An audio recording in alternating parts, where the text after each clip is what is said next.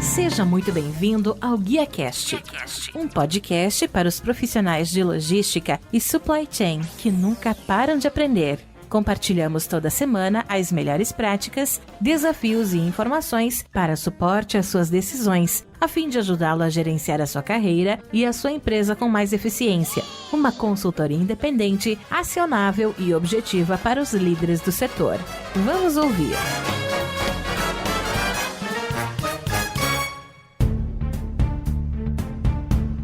Olá, que tal? Tudo bem? Eu sou o Rodilson Silva e recebemos hoje no GuiaCast Thiago Lechuga, diretor de análise de dados e inovação tecnológica América do Sul na Ambev. O Thiago ele tem mais de 15 anos de carreira, é mestre em ciência da computação pela Universidade Estadual de Campinas, São Paulo, pesquisador visitante da Universidade de Western em Ontário, Canadá, participou do programa de líderes em tecnologia pelo Instituto de Tecnologia da Geórgia e MBA em programa executivo pela INSPER. Sem falar que no perfil do Thiago ainda diz que ele é hacker, surfista, ciclista e paraquedista, além de solucionador de problemas profissional e bebedor de cerveja original. Thiago, seja muito bem-vindo ao GuiaCast. Muito obrigado por abrir um espaço na sua agenda e me ajudar a fazer mais um episódio. Imagina, eu que agradeço aí pelo convite. Estou muito feliz aqui de participar.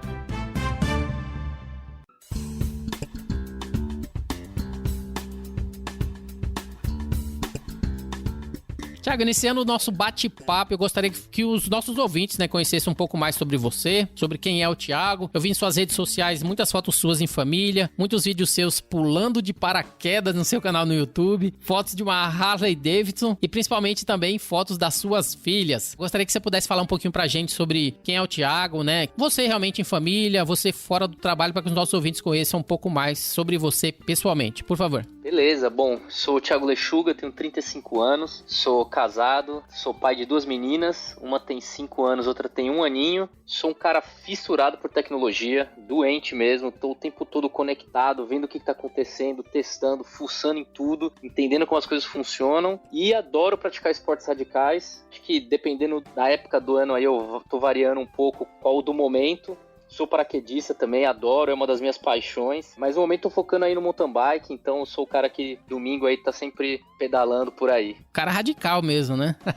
Eu gosto e pra quem é de tecnologia é bom desestressar um pouquinho aí, pensar em outras coisas de vez em quando. Você fez faculdade de ciência da computação na faculdade Rui Barbosa em 2003. Ou seja, desde o início, que foi a sua primeira escolha de faculdade, você já tinha interesse em trabalhar com computação ou com TI. Gostaria que você pudesse falar um pouquinho pra gente como é que começou o seu início profissional, início esse que culminou na sua primeira experiência em 2004. Como é que foi esse início para você em computação e em TI? Acho que desde sempre eu sabia que eu queria trabalhar com tecnologia. Como eu falei, eu sou doente por tecnologia, eu gosto muito, é um negócio que eu tenho uma paixão mesmo, mas eu não sabia muito o que eu queria fazer em tecnologia. Então a primeira decisão que eu tomei foi, tá bom, vou estudar tecnologia, vou fazer uma faculdade de ciência da computação. Eu entrei na faculdade, com o tempo fui descobrindo, o que eu gostava mais da área, o que eu gostava menos da área, e quando foi ali, acho que no segundo ano de faculdade, eu já falei assim, bom, eu quero trabalhar com programação. E aí comecei a procurar emprego, acabei começando, na verdade, como suporte, Eu era aquele cara ali, quando você tinha um problema de internet, ligava pra ele pra reclamar, então eu atendia ali, entendia o que estava acontecendo na sua internet, explicava. E aí nessa mesma empresa, com o tempo, eu fui avisando meu chefe ali que eu queria trabalhar com programação, eles tinham uma área de desenvolvimento, e aí que eu comecei minha carreira como dev, Comecei como suporte, fui pra desenvolvedor, foi mais ou menos assim o comecinho aí da jornada. E como é que foi o desenrolar da sua trajetória profissional até o cargo que você ocupa hoje? Você entrou na Compus em 2004, depois passou pela UFBA, que é a Universidade Federal da Bahia, For Linux, depois trabalhou na Tíbico Software. Como é que essa trajetória te preparou para a posição que você está hoje aí na Ambev? Bom, então acho que a minha carreira ela foi acontecendo, Eu nunca planejei estar na função que eu tô hoje. Na verdade, eu nunca pensei que algum dia eu ia estar numa função de gestão. Quando eu comecei a carreira ali, eu queria era trabalhar com desenvolvimento. Era isso que eu era apaixonado, era isso que eu estava afim. E fui me descobrindo ao passar dos anos. Eu comecei no desenvolvimento, aí do desenvolvimento eu fui para um desenvolvimento mais ali de novas tecnologias, com pesquisa. Aí disso eu fui migrando para o suporte, até a hora que veio aqui na Ambev e falou assim, cara, você não quer trabalhar como um gerente de projeto? e aí fui para gerente de projetos, e aí dentro da Ambev que eu fui evoluindo, né? Fui para gerente de time até chegar num cargo de diretor. Então, no meu próprio time ali hoje, as pessoas costumam perguntar muito assim, né? Pô, devo seguir uma coisa mais técnica ou devo seguir uma carreira mais gestão? E o que eu acabo falando para eles é, cara, se descobre, vai testando, né? Vai fazendo e vai vendo que você tá gostando e vai investindo nisso e vai evoluindo naquele ponto. Eu diria que simplesmente foi acontecendo, né? Eu fui pegando o que eu tava fazendo bem, tava gostando de fazer e fui investindo mais tempo naquilo e pegando desafios maiores, até chegar no desafio que eu tô hoje. Você falou que no início, né, você já começou a trabalhar com TI, começou a trabalhar com ciência da computação, porque é algo que você amava e tal, e hoje ainda é o que você ama fazer? Ah, sem dúvida. Eu não tenho a menor dúvida que eu gosto muito de tecnologia e é onde eu quero estar próximo durante toda a minha carreira. E é onde eu gasto meu tempo nas horas vagas, na hora de trabalho. Eu não tenho a menor dúvida que é o que me dá ânimo e vontade mesmo de trabalhar, é a tecnologia, é o que eu gosto de fazer. Tiago, falando um pouquinho da sua posição atual, né, que você falou na Ambev, diretor de análise de dados e inovação tecnológica América do Sul. Eu gostaria que você pudesse falar um pouquinho pra gente, né, que tipo de atividades que faz parte do seu escopo de trabalho diários, associado, né, como você deixou bem claro, né, sendo um solucionador de problemas profissional e bebedor de cerveja, né, o que tudo isso, né, que se junta para que você faça o seu trabalho e traga os resultados dentro da empresa como um diretor, né, associado à inovação e tecnologia. Não tem coisa melhor do que resolver problema para permitir que todo mundo possa tomar sua cervejinha. Exato.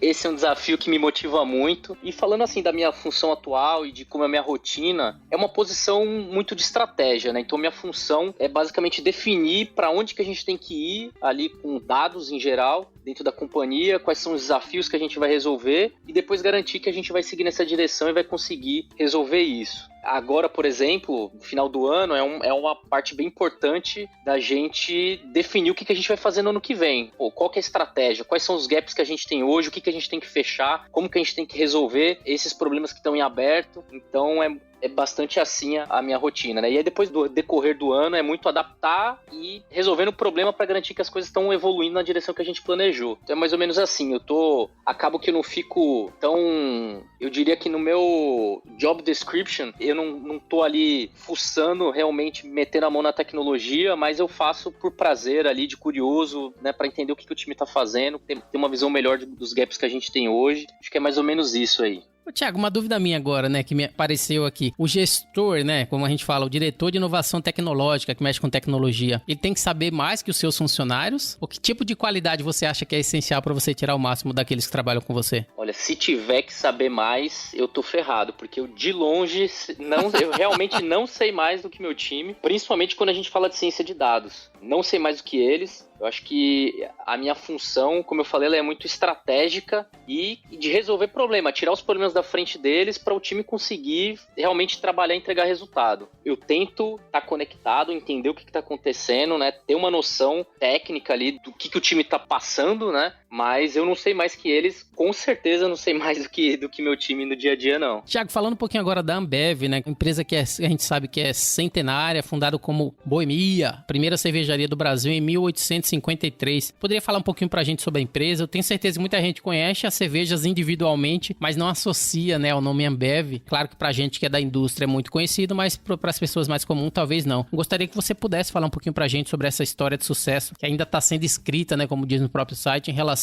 à empresa, marcas e assim por diante, em relação à Ambev, por favor. Bom, a Ambev, ela é parte do grupo AB InBev, né? Então é um grupo muito grande. A gente fala que a gente é responsável hoje por mais de 800 anos de tradição, né? Então a gente tem cervejas, receitas e processos que datam há mais de 800 anos atrás. Ano passado, 2019, a gente teve uma receita de 52 bilhões de dólares. A gente tem mais de 500 marcas de cerveja. Essa é uma pergunta que as pessoas fazem, né? Quais são as marcas da Ambev? Você fala assim, olha, as principais aqui que a gente está acostumado, Skol, Brahma, Antártica, mas a gente tem mais de 500 marcas. Se eu for se listar todas aqui, a gente vai ficar até amanhã falando sobre isso. E aqui no Brasil, a gente tem 34 cervejarias, a gente tem mais de 100 centros de distribuição e a gente atende mais de 1 milhão de pontos de vendas. Então, assim, é uma rede logística bem grande, uma capilaridade muito grande aqui da Ambev, uma empresa fantástica e que tem muito desafio pela frente. A empresa que faz a alegria dos brasileiros, né? Com certeza.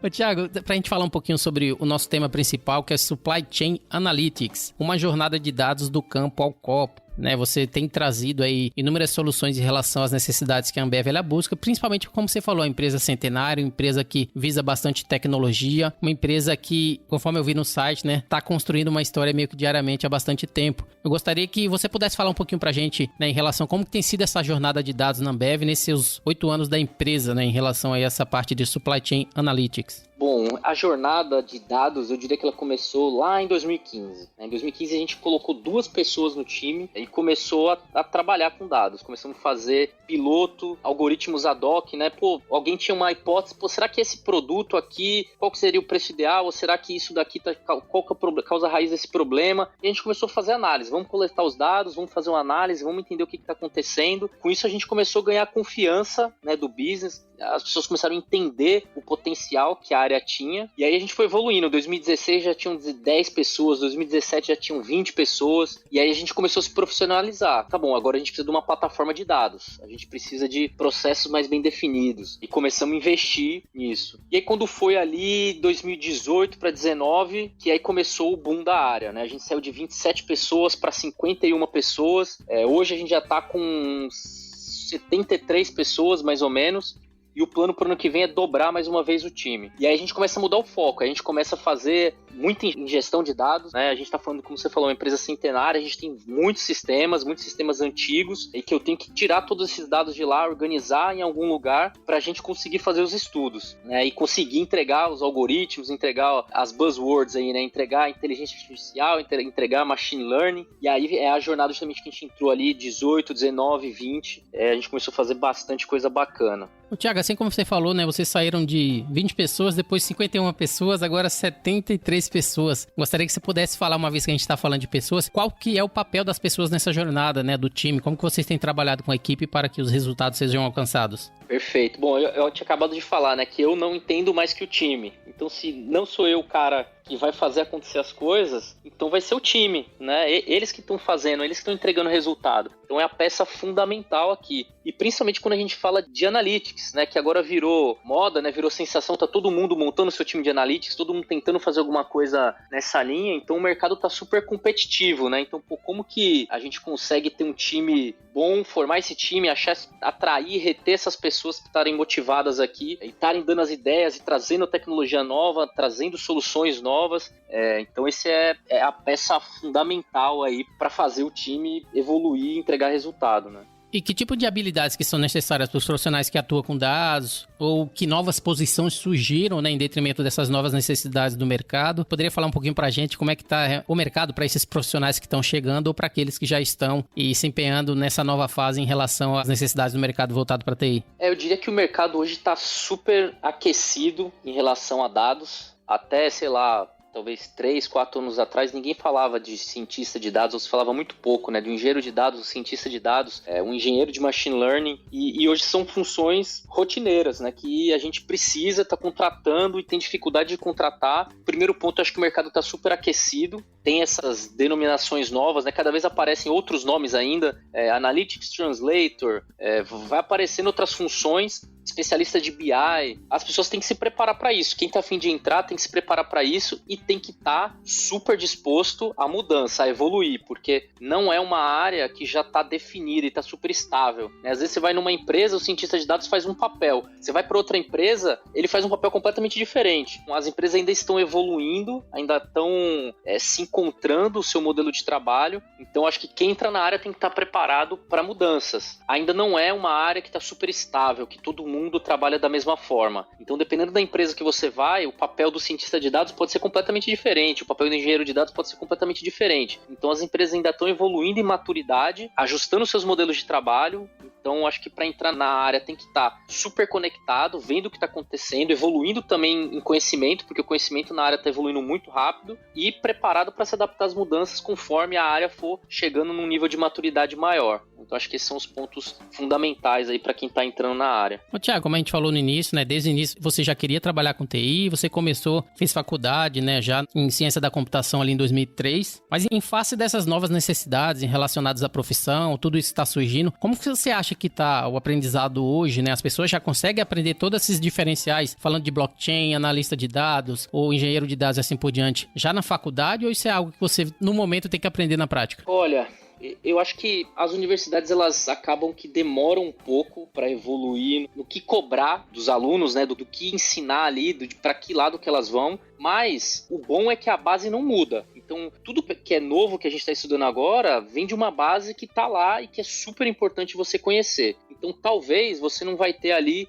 o conhecimento ali saindo na faculdade. Isso já era verdade na minha época. Hoje essa verdade só aumentou. Então, você não vai sair de lá com top de linha, mas você vai sair com uma base super bem feita e você vai conseguir estudar e pegar novos conhecimentos para aí sim você estar no edge da tecnologia. Hoje já tem cursos de graduação focados em data science e que aí, se o objetivo for esse, provavelmente ele vai preparar muito melhor do que um curso de ciência da computação, mas é super possível de você estudar uma base, por exemplo, num outro curso e depois ir adquirindo conhecimento, seja no trabalho, seja em cursos online, que também tem muita coisa boa por aí, muito curso de formação super gabaritado, com conteúdo muito bom para a turma evoluir. Então acho que tem estratégias diferentes ali, mas no geral, tecnologia é assim, né? Para você estar com conhecimento top de linha, você tem que estar conectado e tem que estar buscando conhecimento fora. Na faculdade você não vai aprender tudo, não.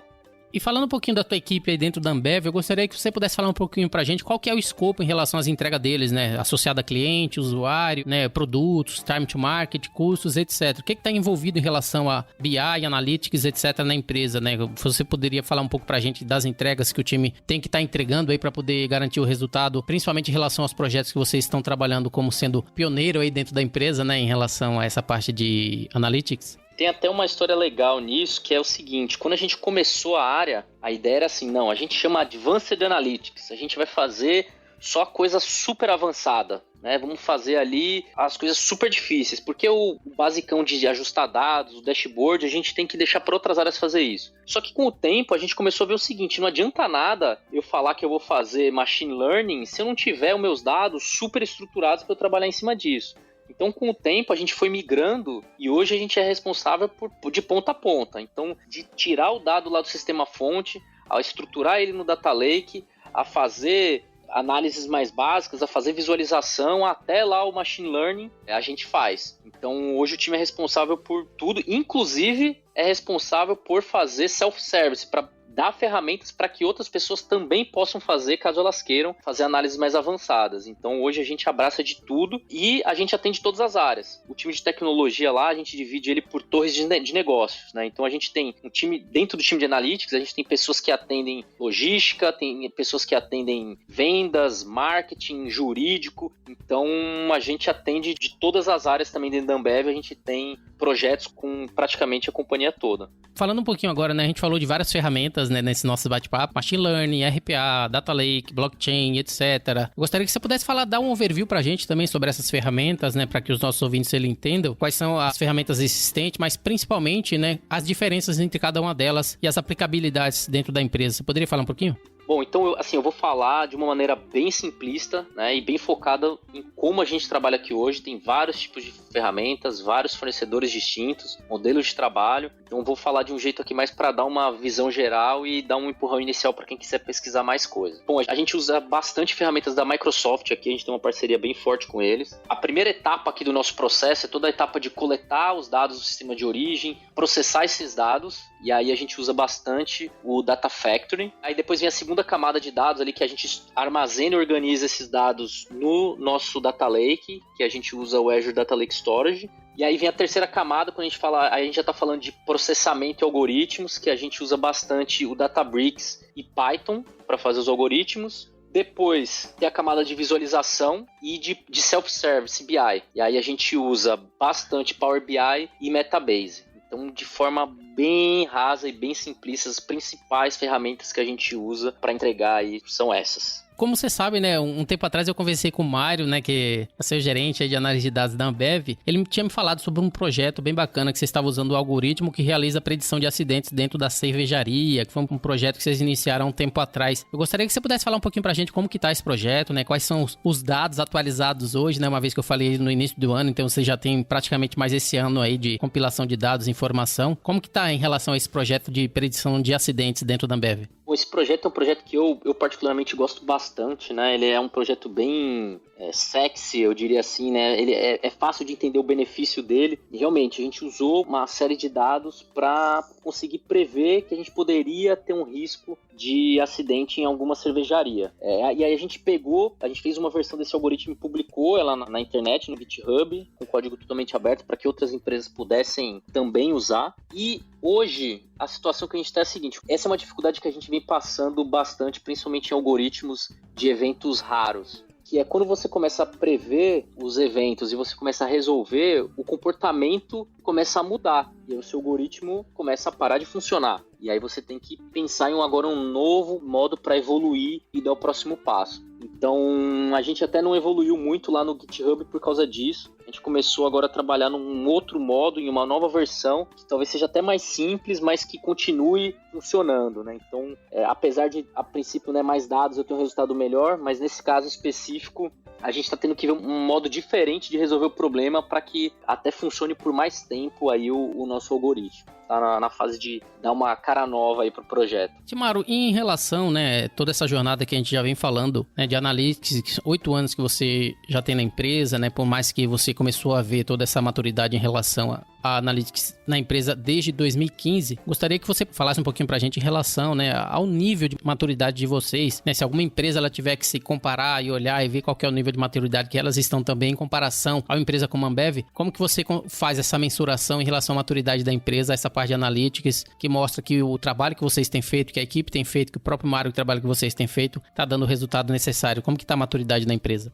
Primeiro acho que falando empiricamente, né, vendo o que a gente vê por aí, conversando com outras empresas, fazendo benchmark, eu diria que comparado com outras empresas de bens de consumo, a gente está super avançado, assim. Eu fico bem contente com a maturidade que a gente está hoje como time, o tipo de resultado que a gente está conseguindo entregar. Porém, não é só aí que a gente quer mirar, né? A gente quer se comparar com as Big Techs. E aí, comparando com as Big Techs, tem muita coisa pra gente evoluir, e é isso que a gente está tentando fazer hoje. Até para medir isso, por exemplo, tem modelos de maturidade de dados que ajudam a gente a ter uma visão, né? Tem o DAMA, DMM, tem alguns outros modelos, e a gente usa esses modelos para entender, tá bom, o que a gente está fazendo bem, o que a gente está fazendo mal, qual é o próximo passo que a gente tem que dar ano que vem, né? Quais são os gaps que a gente tem que fechar para evoluir um pouco mais no nível de maturidade. E é exatamente esse processo que a gente está fazendo agora. Então, acho que é mais ou menos isso aí que a gente usa para se balizar. Mas óbvio, acho que o principal é resultado, né? Quando a gente consegue fazer um trabalho legal que dá um resultado financeiro super bacana, ou esse, por exemplo, de incidentes que pode ajudar a salvar vidas, acho que isso daí também mostra bastante como a gente está evoluindo. Ô, Thiago, e dentro dessa época de Covid, né, a gente sabe que muitas empresas elas tiveram que se reinventar, elas tiveram que se preparar ou se adaptar às novas necessidades, né, mesmo que com urgência ou não, muitas delas tiveram bastante sucesso. Eu gostaria que você pudesse falar um pouquinho em relação a vocês, né, se vocês tiveram alguma coisa que vocês precisaram também focar e aprender dentro desse tipo do Covid-19 em relação à adaptabilidade, em relação à agilidade. Quais foram os aprendizados aí de vocês nesse momento? Eu acho que a primeira coisa foi a gente viver com mais força coisas que a gente já sabia. Então, por exemplo, a gente já sabia que não adianta eu fazer um plano longo, né? Me planejar para 3 anos minimamente detalhado, porque, cara, eu não sei o que vai acontecer amanhã, as coisas vão mudar no dia seguinte, então eu tenho que ter um modo diferente de fazer estratégia, né? E a gente já estava indo para esse caminho, então quando o Covid chegou, ele só jogou isso na nossa cara. Mostrou também o trabalho de base, qual a importância do trabalho de base. A gente tinha um trabalho de base muito bem feito, a gente tinha todas as ferramentas para trabalhar, que na hora que veio mesmo o Covid, pra gente as coisas funcionaram, né? A gente tinha todas as ferramentas, tudo que a gente precisava, a rotina continuou seguindo, o impacto foi mínimo ali no time, né? E, inclusive, teve um case super legal, que foi a parte de análise de tempo de entrega, porque a gente já tinha preparado, a gente estava investindo bastante em supply chain, né, em dados e algoritmos, a gente se estruturou muito, e aí quando chegou no Covid, toda a nossa operação mudou, né? E aí alguns números começaram a ficar completamente malucos no nosso planejamento. E aí vieram com esse desafio, olha, a gente precisa ter uma visão melhor, quanto tempo vai demorar eu fazer cada entrega. E aí, em pouquíssimos meses, ali em 1-2 meses, a gente conseguiu fazer esse projeto, entregar, dando um resultado fantástico. E a gente só conseguiu fazer isso porque a gente, antes do Covid, a gente trabalhou na base, a gente se estruturou e se preparou. Se a gente deixasse para fazer tudo agora, a gente não ia ter conseguido fazer isso. Então tá sendo bem bacana a gente conseguir mostrar para a empresa, né? Falar assim, pô, tá vendo tudo aquilo que a gente investiu antes, toda aquela base, é para isso. É pra gente estar preparado nesses momentos e a gente conseguir agir rápido. Então, eu acho que esses foram os principais aprendizados especializados aí. Tiago, vou partir agora para minhas últimas perguntas, né? Principalmente em relação a tantas inovações que você já tem feito com Analytics na empresa. Após seus 15 anos de carreira, você tem algum tipo de realização que você se orgulha? Você se julga um profissional bem-sucedido relacionado à ciência de dados, relacionado à TI? Ou seja, a sua escolha inicial desde o início de escolher ciência da computação tem valido a pena para você? Olha, com certeza eu tenho bastante orgulho da minha carreira, assim. Eu me considero que tenho uma carreira de sucesso. Acho que não posso me considerar um sucesso específico de ciência de dados. Eu me considero um profissional de tecnologia que, no momento, aqui está no desafio de ciência de dados. Pouco mais de 2 anos que eu estou na área. Então, com certeza, tem outras pessoas que fizeram feitos maiores até na área. Mas tem muita coisa que eu me orgulho na minha carreira. Acho que tem vários projetos que eu olho e vejo até hoje funcionando aqui na Ambev. E isso é um negócio que, quando eu vou aqui num bar e vejo ali um vendedor usando o sistema que eu fiz, isso é um negócio que me enche de orgulho até hoje. Mas eu acho que a coisa que mais me orgulha é exatamente essa jornada com o Analytics. Porque para mim era um desafio muito grande, era uma área que eu não tinha muito conhecimento prévio. E conseguir montar todo esse time, né, com todo esse mercado aquecido, ter um time com confiança, transparência, entregando resultado, e tudo isso com pouca referência pra gente se inspirar, né? Tinha poucos lugares pra gente ir lá e falar assim, pô, me ajuda aqui, como que você fez? Então, acho que esse foi um desafio bem grande, e hoje aqui eu vejo como a gente tá, eu fico muito feliz, fico muito orgulhoso do que foi feito. Então, considero assim uma carreira de sucesso e bastante coisa pra me orgulhar.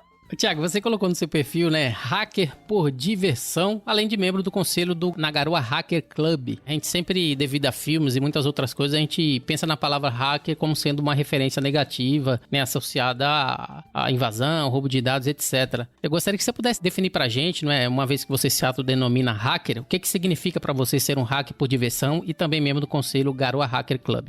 Assim, eu acho que a gente não pode deixar a palavra hacker virar uma coisa ruim, né? O hacker vem de hack, e aí a gente fala a palavra hack, life hacks, todo mundo gosta de ver os vídeos do life hacks, e não é uma coisa ruim, né? Então, pra mim, eu acho que tem super discussão aí por trás da palavra, o que ela significa, o que é, o que não é. Se você for procurar os fóruns na internet aí, deve ter discussões homéricas. Mas, pra mim, um hacker é uma pessoa curiosa que gosta de entender como as coisas funcionam no nível pra ele poder mudar o jeito que ela funciona, né? É uma pessoa que ele não vive em função da tecnologia que foi entregue na mão dele ali. É o cara que molda aquilo pra funcionar de forma que resolva o problema dele. E eu diria que isso, nos dias de hoje, é uma habilidade fundamental, né? Então é um negócio que eu gosto muito de fazer, eu incentivo que as pessoas façam. E o Garoa Hacker Club que você comentou, infelizmente eu tenho ido pouco lá até, mas é um espaço em São Paulo que basicamente é uma comunidade ali de trocas de ideias e de estudo de tecnologia, super bacana, pessoas super legais também. Então sempre que preciso de ajuda ali para resolver um negócio difícil, eu vou lá procurar,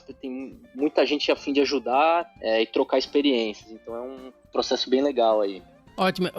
Tiago, para finalizar, né, minha última pergunta, eu vi no seu perfil do LinkedIn que a Ambev ela foi a 6ª melhor empresa tech para se trabalhar no Brasil. Um salto de 29 posições em um ano, né, no ranking do Great Place to Work, né, GPTW. E grande parte disso, né, se deve a todo o trabalho teu e da equipe, principalmente em relação à tua posição aí como diretor de análise de dados e inovação tecnológica. E um ponto importante, eu vi que recentemente você postou no LinkedIn também 4 dicas para melhorar sua produtividade, né, e do seu time em reuniões remotas utilizando o Zoom. Então, com base nisso, eu gostaria que você pudesse falar pra gente, né, uma vez que todo esse trabalho e todo esse reconhecimento faz parte do que você e sua equipe está fazendo, como tem sido esse momento de pandemia em relação às tratativas com a equipe, a fim de garantir esses resultados nos últimos anos, né? Principalmente, né, devido à necessidade, né, visto o post que você colocou de estar utilizando o Zoom e ajudar na melhora da produtividade. Como tem sido essa tratativa com o time para que todo esse reconhecimento, né, merecido aconteça? Primeiro falando ali do GPTW, eu acho que o time todo ficou super orgulhoso desse resultado. Eu, nesse processo aí, meu papel não foi fazer mais do que minha obrigação, né, de estar aqui com o time. Tiveram outras pessoas que com certeza fizeram um trabalho fantástico focado nisso daí, mas isso está muito conectado com a nossa estratégia de ser uma empresa de tecnologia, né? Então a gente cresceu muito em time, qualidade de processo, que foi super, super bacana. E aí falando da pandemia e de como adaptar, eu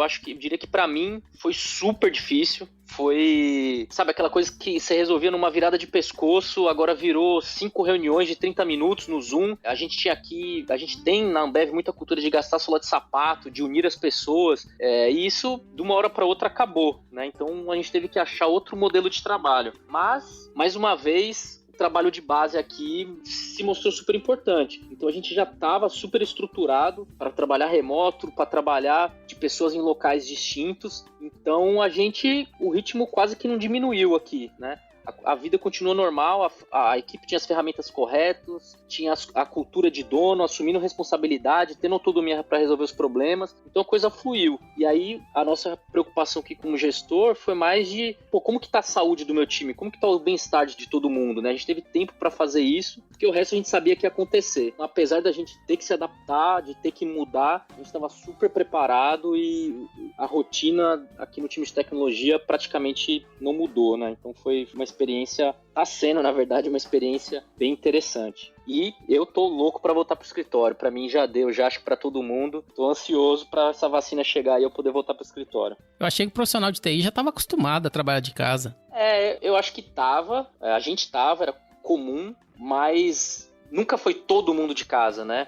Tem uma diferença bem grande de ter parte do time remoto e ter 100% do time remoto. E eu acho que a principal mudança foi ter a liderança remota. Para alguém ter algum problema e precisa falar comigo, era muito fácil. Eu tava lá sentado com todo mundo, era só o cara levantar a cabeça, né? Dar um tapinha no meu ombro, eu tava lá do lado dele. E agora, se eu tô com a minha agenda toda tapada lá, fazendo uma reunião atrás da outra e acontece um problema, como é que eu faço? Eu acho que esse tipo de coisa que foi o que a gente teve que se adaptar para não impactar o time, né? Então, querendo ou não, foi diferente para todo mundo. Eu acho que até para quem tava 100%, já era a maioria remoto, foi difícil, foi novo e teve que fazer ajustes ali para continuar rodando bem. Excelente. Thiago, essa foi minha última pergunta. Eu gostaria de agradecer a sua participação e principalmente também a sua disponibilidade em compartilhar da sua história com os ouvintes do GuiaCast. Gostaria que você pudesse deixar pra gente seus contatos, né, se as pessoas quiserem falar contigo, deixar os contatos também da Ambev e fazer suas considerações finais para os nossos ouvintes. Claro, obrigado demais pelo convite. Fico super feliz aqui de conversar e compartilhar. A gente faz parte aqui do nosso dia a dia, a gente gosta de conversar e contar o que a gente tá fazendo.